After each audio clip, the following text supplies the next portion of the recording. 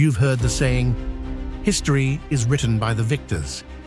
But what if the course of history itself wasn't decided by armies on a battlefield, but by a single, shocking act of betrayal in the shadows? We like to think of history as this grand clash of armies, of noble ideas, of unstoppable forces. But so often, the entire course of civilization pivots on a single, shocking moment of personal betrayal. An act of treachery so profound, it shatters loyalties, topples dynasties, and redraws the map of the world. These are the stories of 5 of history's most consequential betrayals. We're going to break down how a single moment of broken trust didn't just end a life or a friendship, it set humanity on a completely different path. We'll explore the cold, hard logic that drove them and the world-altering consequences that followed.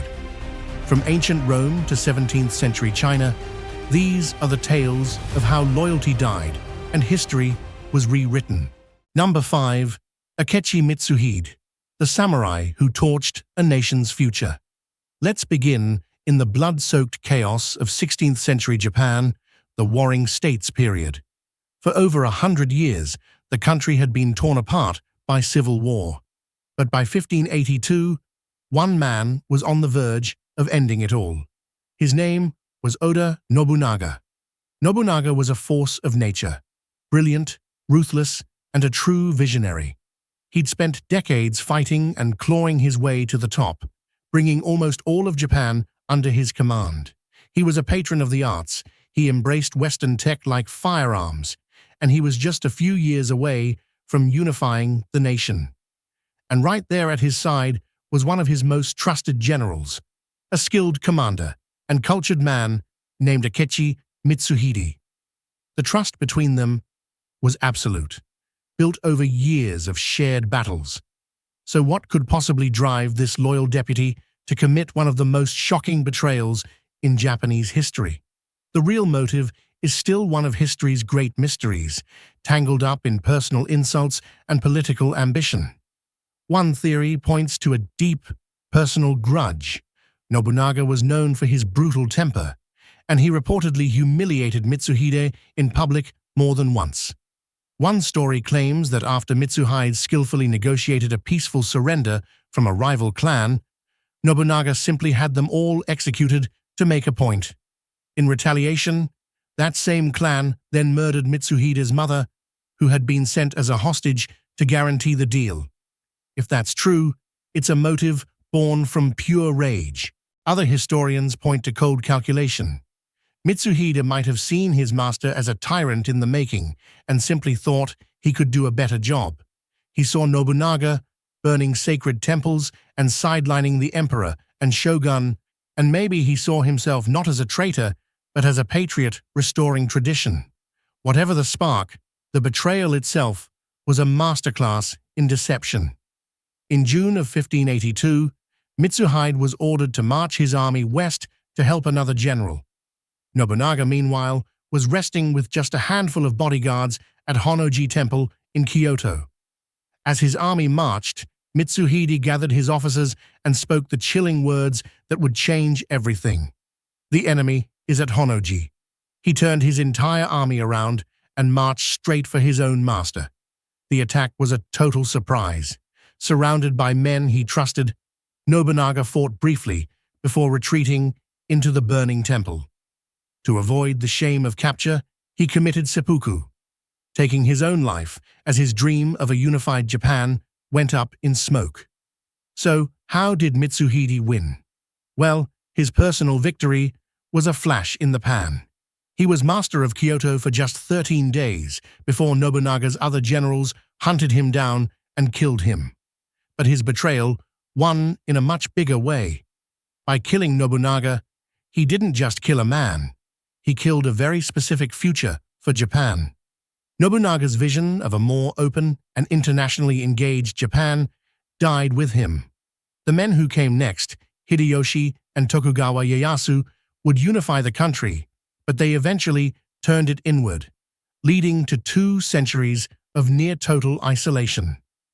Mitsuhide didn't win the throne, but his betrayal slammed the door on one version of Japan and set it on a completely different course. Number 4. Marcus Junius Brutus, the man who killed his father to save a republic. From a betrayal that changed a nation's destiny, we go to one so famous it became the very definition of a backstab. Et tu, Brute? This is the story of Marcus Junius Brutus, the man who murdered the most powerful figure in the ancient world, his mentor and father figure, Julius Caesar. It's 44 BC. The Roman Republic, a government of laws and elections for centuries, is breathing its last. After years of bloody civil war, Julius Caesar is the undisputed master of Rome. He's been named Dictator Perpetuo, dictator for life, and the once mighty Senate is basically his personal fan club. Rumors are flying that he wants to be crowned king, a title Romans had loathed for 500 years. This was the world of Marcus Brutus. He came from a famous family, a direct descendant of the man who drove out Rome's last king. He thought of himself as a guardian of the Republic, but he was also a close friend of Caesar. Caesar had a long-running affair with Brutus's mother, Servilia, leading to a persistent rumor that Brutus was his secret son. While most historians doubt this, there's no question Caesar loved Brutus like one, pardoning him for fighting on the wrong side of the civil war and showering him with honors. So for Brutus, this wasn't about greed.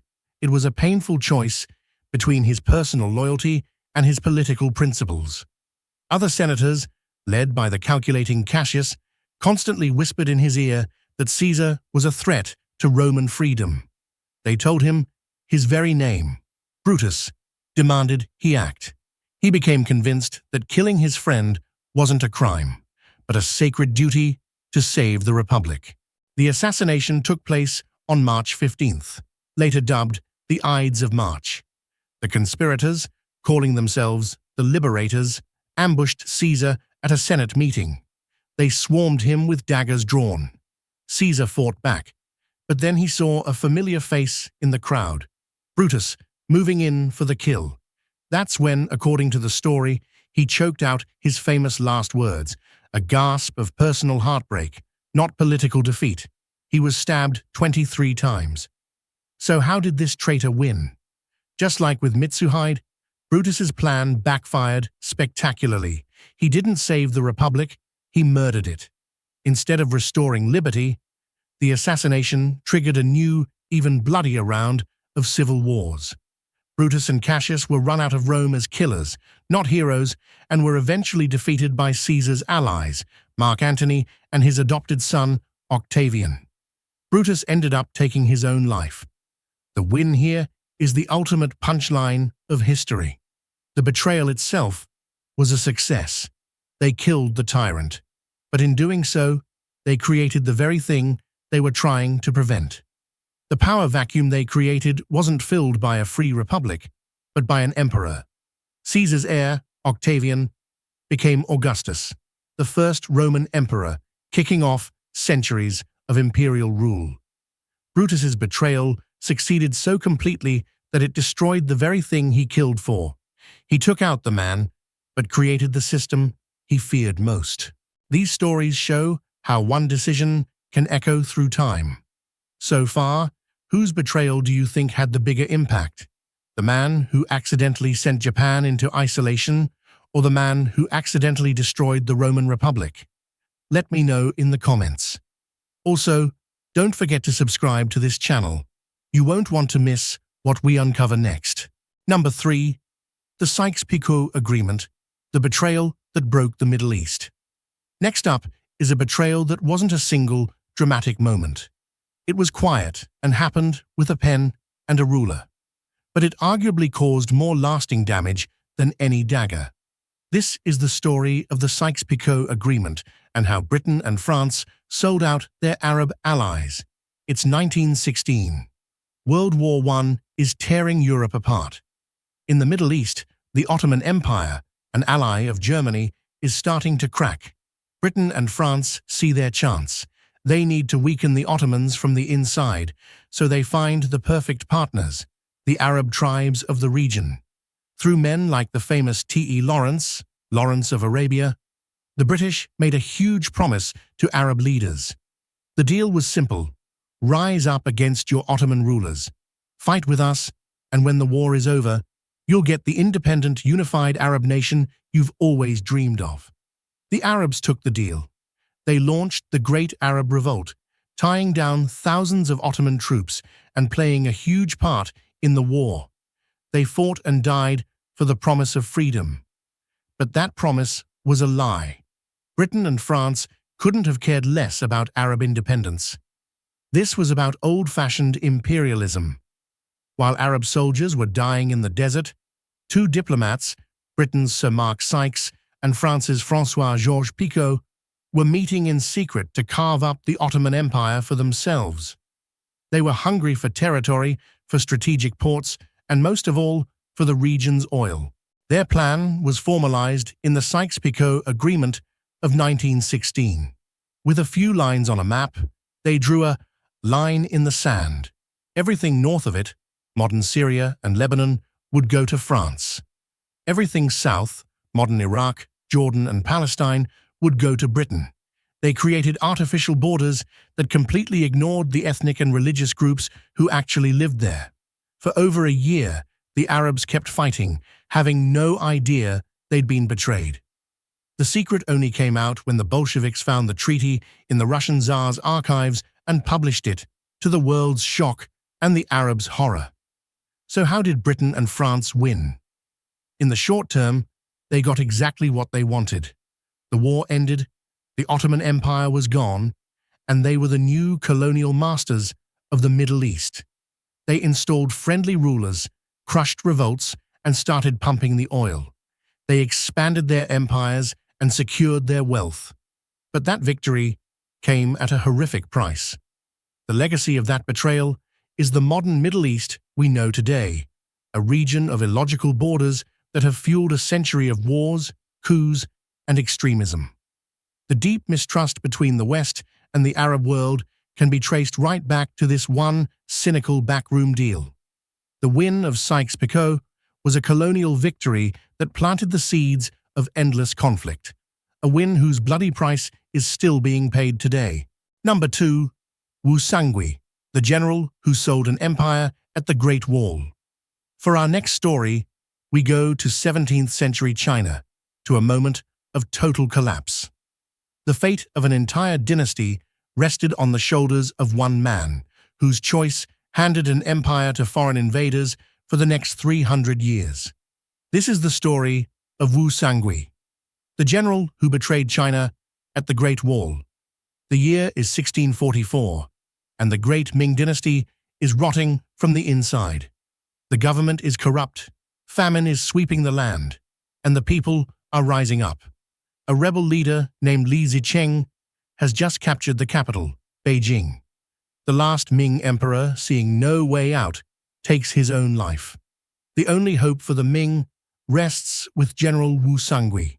He commands the last powerful Ming army, a force of 40,000 elite soldiers at the most critical spot in the empire, the Shanhai Pass, the eastern end of the Great Wall. His job is to keep the Manchu warriors from the north out of China. But now, with a rebel on the throne, Wu is trapped between Li Zicheng's army inside the wall and the Manchu army outside it. What he did next was driven by a brutal mix of duty, revenge, and survival. The rebel leader, Li Zicheng, tried to get Wu on his side, but he made a fatal error. His men in Beijing took Wu's family hostage, including his father and his beloved concubine, Chen Yuanyuan. When Wu heard his father had been tortured, any thought of joining the rebels vanished in a flash of rage. He was faced with an impossible choice. He could fight both armies alone and die. He could surrender to the rebels who had brutalized his family, or he could do the unthinkable, team up with the barbarian Manchus, China's sworn enemies, to crush the rebels. Wu chose revenge. His betrayal was shockingly simple and had earth-shattering consequences. Wu Sangui sent a message to the Manchu leader, Prince Dogon, proposing an alliance. Then he opened the gates of the Shanhai Pass. For centuries, that wall had been the ultimate defense of Han Chinese civilization. Wu Sangui just threw the doors wide open.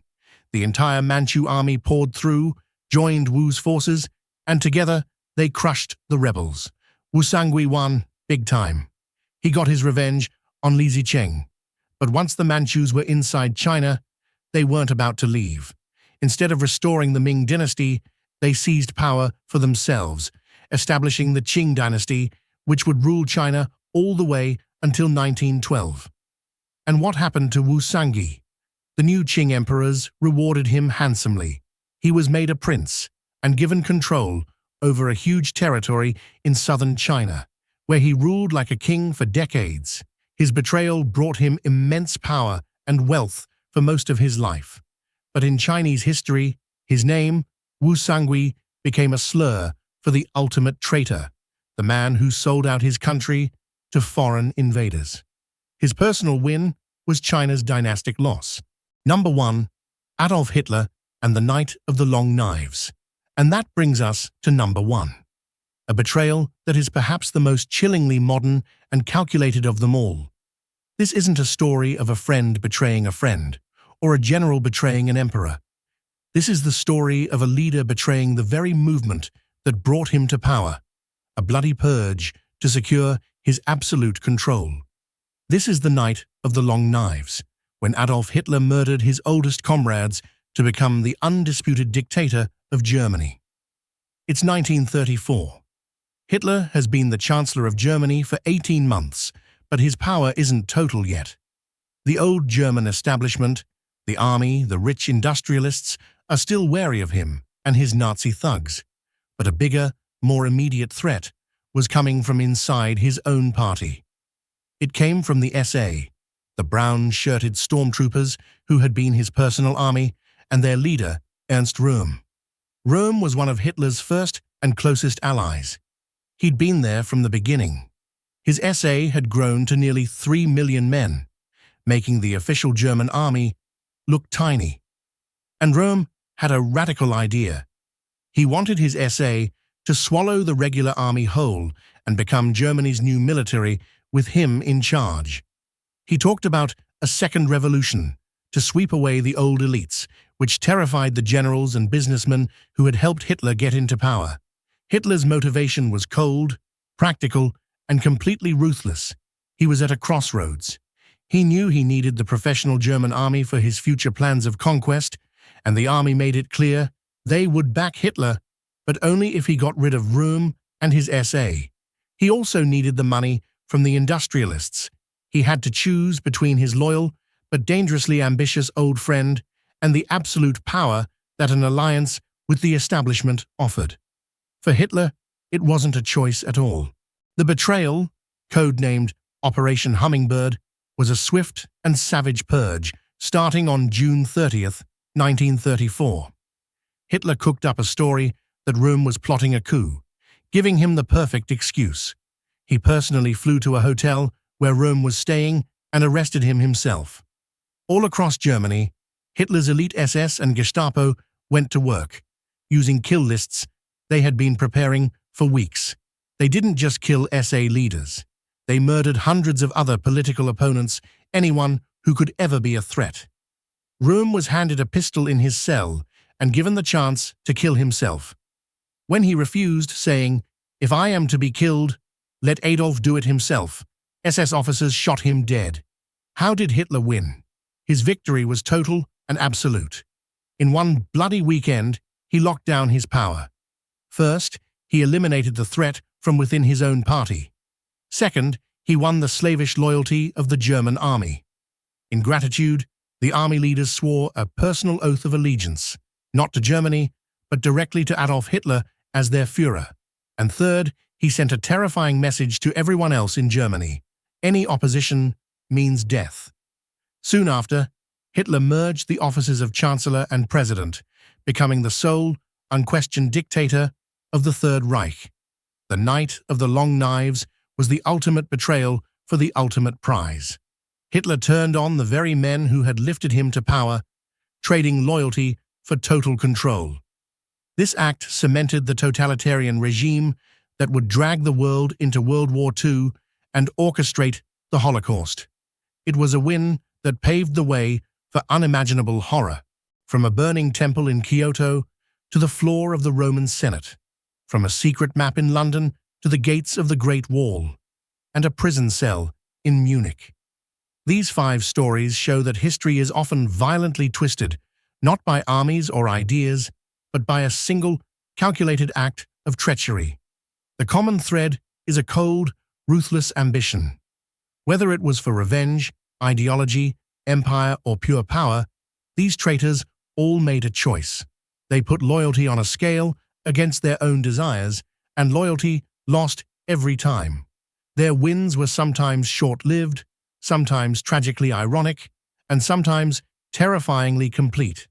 But in every case, their betrayals reshaped the world, leaving behind legacies of conflict, oppression, and altered destinies that we are still living with today.